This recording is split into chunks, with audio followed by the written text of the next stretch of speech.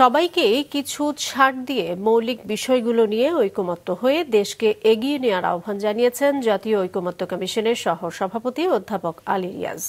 সকালে সংসদ ভবনের এলডি হলে জাতীয় ঐকমত্য কমিশনের সাথে 12 দলীয় জোটের বৈঠকের শুরুতে স্বাগত বক্তব্যে তিনি এ আহ্বান জানান। আগামী 15 দিনের মধ্যে প্রথম ধাপের আলোচনা শেষ হওয়ার সম্ভাবনার কথা বলে দলগুলোকে নিজেদের মধ্যে এবং সহযোগী রাজনৈতিক শক্তিগুলোর সাথে আলোচনা করার আহ্বান জানান তিনি।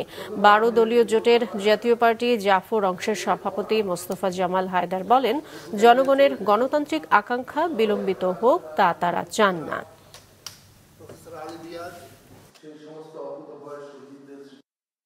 ঐকমত্য তৈরি করতে হলে সবাইকেই কিছু না কিছুটা ছাড় দিতে হবে, সবাইকেই আমাদের এক জায়গায় আসতে হবে। আমরা সব বিষয়ে একমত হতে পারবো না, কিন্তু রাষ্ট্রের পুনর্গঠনের জন্য যে মৌলিক জায়গাগুলো, সেখানে আমাদেরকে একমত হয়েই বাংলাদেশকে এগিয়ে নিয়ে যেতে হবে।